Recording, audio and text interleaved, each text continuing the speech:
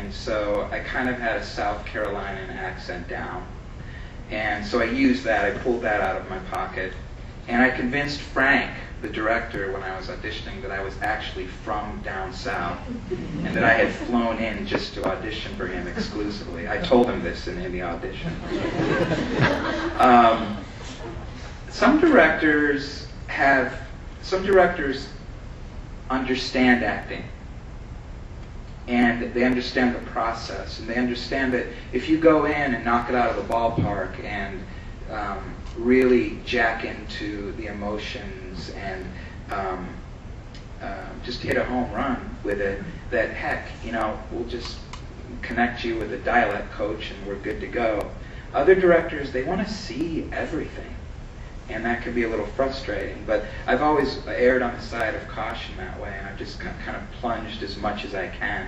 So if the character demands a certain accent, I'll try to get as close as possible to it. Yes? How do you prepare for such a big audition to begin with, and then as you keep having more and more callbacks, how do you revise your strategies and the way you go about certain things? How do you prepare both initially and in revising yourself as a part? That's a really good question too. He asked how do you go about preparing for an audition and then revising it as you're called back over and over and over again. Pray. Get on your knee. I get on my knees and pray at first. Pray for strength, for courage, confidence. Auditioning, I don't know. It's you never get used to it, you know. It's a very kind of stressful, nerve-wracking process, but it's a necessary one. It depends on project to project or role for role, depending on what I'm auditioning for, but I'll just use the Green Mile as an example because it's apropos. Well, first of all, I should tell you this is kind of funny, I forgot about this.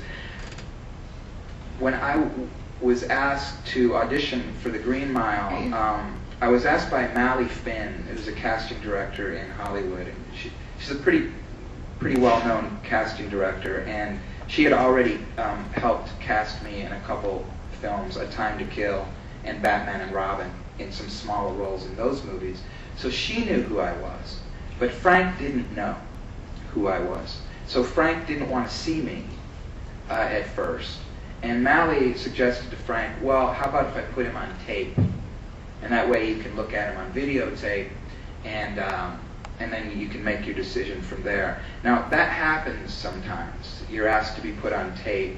And I like it a little less than meeting with the director, because I think when you get to meet a director in person, they can really feel not only what kind of actor you are, but the kind of person you are, and you can have an intelligent discussion with them. When you're just put on tape, I mean, literally, you get one shot. And you kind of have to trust the casting director to know what he or she's doing enough to get the best take possible to show the director, because it's your one and only shot. And Mally's very good at this. So when they asked me would I be willing to put on tape, I said, listen, I will stand on my head naked and twirl around and sing Star Spangled Banner for you. I don't care. I would love to be put on tape. I read as much as I could of the book, The Green Mile, from Stephen King, to kind of glean some Percyisms that aren't in the movie, that are in the book. So I already started that homework process for the audition, for my first audition. I got into the accent. I decided I usually wear, unless it's very specific clothing, that it really depends on what I'm auditioning for. But for the Green Mile, I just wore a simple black t-shirt and blue jeans. I just decided to be as comfortable as possible, because there's no way I would have went out and rented like a 1930s guard uniform or something silly like that. So, although that could work, I don't know. And I think I slicked my hair back, and so I got as close to the physicality